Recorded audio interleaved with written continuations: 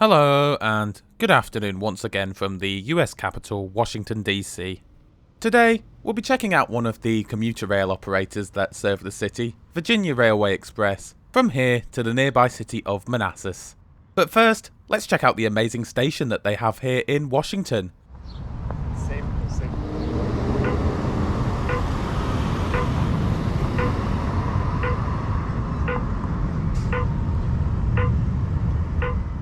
Washington Union Station is located just to the east of the city centre and just to the north of the US Capitol building. In terms of public transport links, well, the station is actually pretty well connected, featuring interchange access to the Washington Metro, the DC streetcar or tram for my European viewers, as well as the city's network of buses.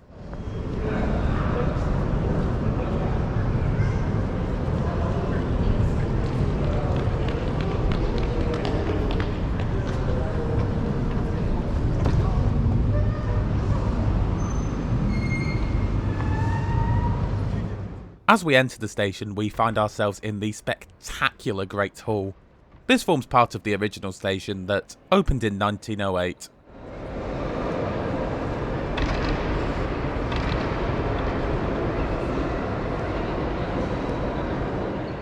Plenty of departures and arrivals boards can be found throughout the station.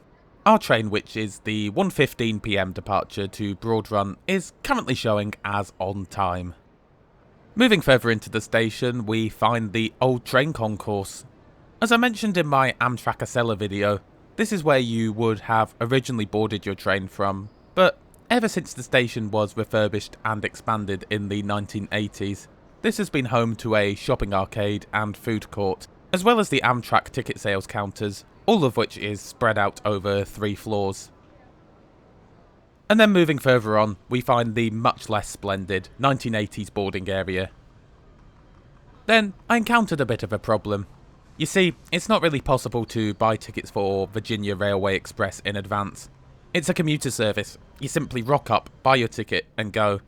However, for the life of me, I couldn't find any Virginia Railway Express ticket machines, and I couldn't get their rather dubious app to work neither. Eventually, I just had to ask at the Amtrak desk, and I was told that they're located off to the side, through Gate G. Once I found them, the machines are actually pretty easy to use. I mean, you do have to thump them a bit to get them to work, but bar that, it's a pretty simple process. For our trip to Manassas, we need a Zone 1 to 6 ticket. These are priced at $10 for a single, or $20 for a day pass. As I'll be returning to DC later today, I opted for the latter. It's also possible to buy 10 trips, as well as 7-day and 31-day passes, if you're going to be using the service regularly.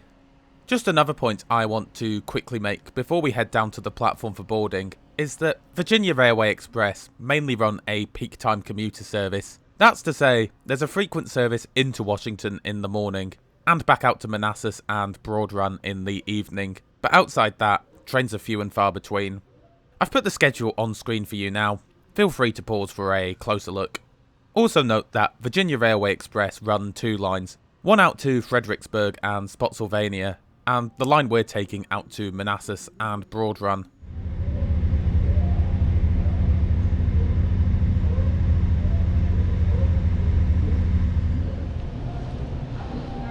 Amtrak is pleased to announce a show now has... Anyway, time to head downstairs to await the arrival of our train. The Virginia Railway Express trains board from by where the ticket machines are. We'll be departing from track 24 today. To access the platforms, you just simply walk down some stairs. Unfortunately, I didn't notice any lifts, so I'm not sure how wheelchair users and people with reduced mobility access the platforms, although maybe I just missed these. If you have more information regarding this, feel free to leave a comment below. As you can see, our train will be making a number of stops en route to Manassas today. However, some services do run fast, only making 1 or 2 stops on the way. Our train eventually pulls in, fresh from the depot, around 10 minutes prior to departure. Haulage is provided in the form of an MP40PH-3C diesel-electric locomotive. Built by a company called Motive Power, Virginia Railway Expresses were built between 2010 and 2011. Behind this we find a rake of bi-level Gallery 4 cars. These were constructed by Japanese companies Sumitomo and Nippon Shasha, and, while built in a few batches, all date from between 2006 and 2014.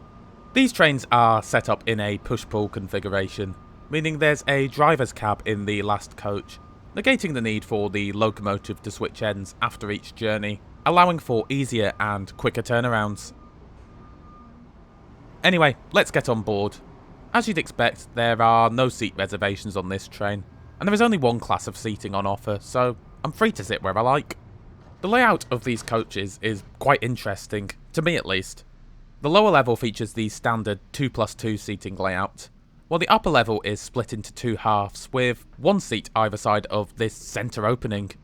While at first glance, this may seem like a bit of a waste of space, the coaches are designed like this to allow the conductor to check tickets on both levels of the coach, without ever having to venture upstairs. And you know what? It seems to work quite well and be rather efficient. Now naturally, I'm going to sit on the upper level today.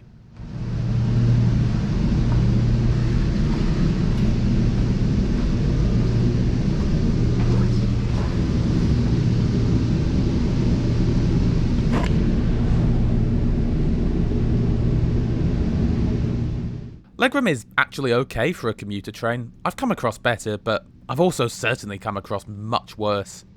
No tray table today, but there is this little cup holder. As for the seats, they're pretty comfortable in my opinion, and feature a leather-style upholstery. And that's it. One thing that is missing that would have been nice are plug sockets, but bar that, they're perfectly adequate for our short journey today. By the way, if you're looking for somewhere to store your bags, there seems to be plenty of space above the centre aisle. Anyway, before we set off, how about we take a quick look at our route for today?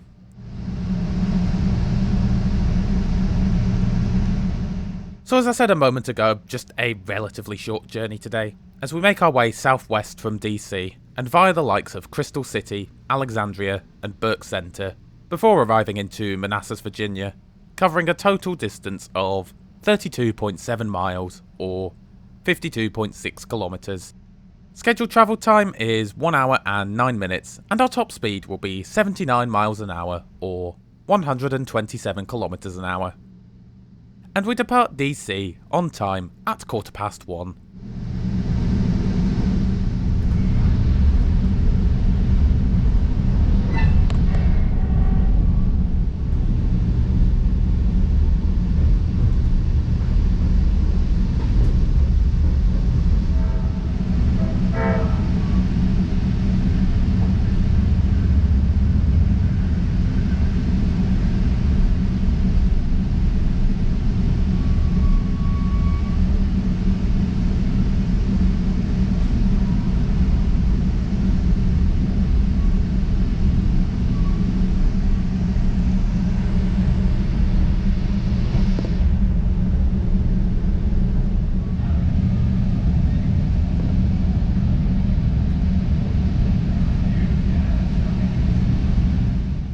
As you can see, we share the track with a fair number of Amtrak's Northeast Regional and long distance trains as we make our way out of the US capital.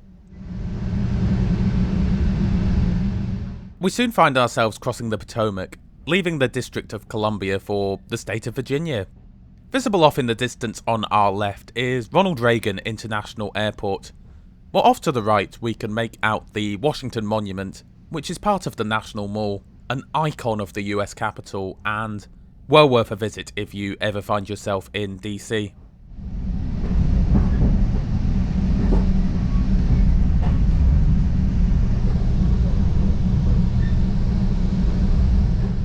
A short time later we stop at Crystal City, where if for some reason you didn't just take the metro, you can alight for Ronald Reagan Airport.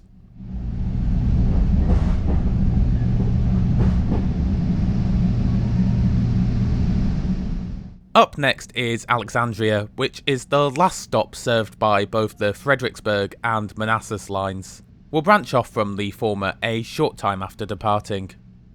Shortly after branching off, we pass Washington Metro's Alexandria Rail Yard. Your ticket at all times while on the train for inspection by the crew. Right, time for a wander. Most of the coaches are pretty much identical to one another, with two saloons separated by a centre vestibule. Now, the track out here can be pretty rough, so take extra care when moving between cars, and use the grab handles provided.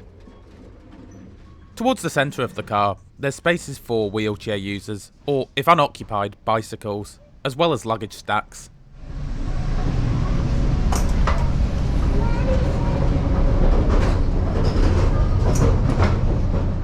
The other half of the car is basically just a carbon copy of the first, although every other coach does have a large accessible toilet. The interiors of these trains are a bit of a weird one for me. They're very utilitarian, and if I had to guess off this alone, I would have said that these coaches were from the 1980s, as opposed to within the last 10 or 15 years.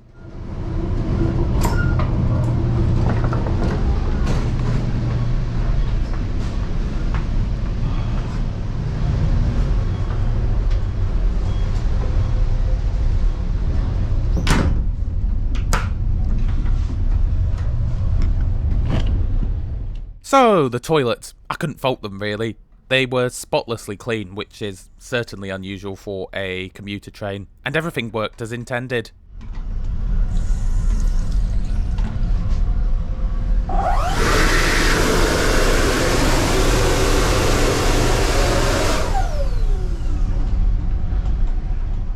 Lastly, this train is not Wi-Fi enabled.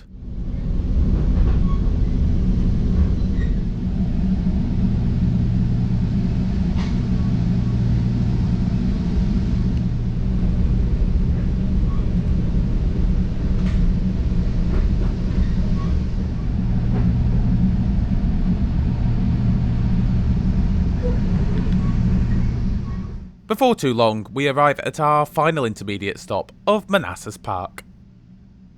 So, some final thoughts. Well, the trains themselves are quite nice, but that's all the good I really have to say about this service. The massive gaps outside of peak times don't really make a great deal of sense to me. I live in the Leeds commuter belt in the UK, a city which has a metro population, less than half of that of Washington DC's. And yet, there's 5 trains per hour running between my town and Leeds throughout the day, and the trains are usually pretty full too.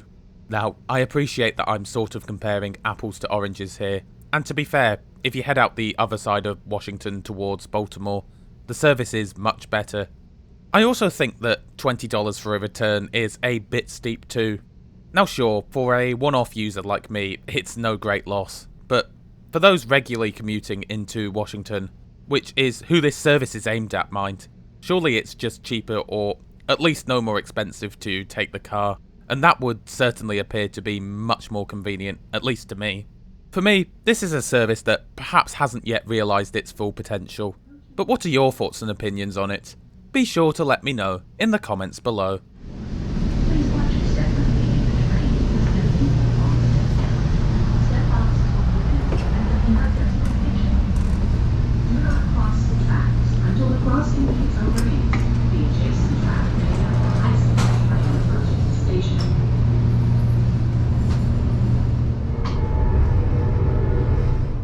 Welcome to the lovely city of Manassas, Virginia, where we arrive on time at just before 2. This train now continues on to Broad Run and Manassas Regional Airport. But with that, I do hope you enjoyed the video. If you did, be sure to help us out by giving it a like. If you're new to the channel, then be sure to subscribe and enable notifications, as I publish new trip reports every Friday. Thanks a lot for watching, and I'll see you next Friday.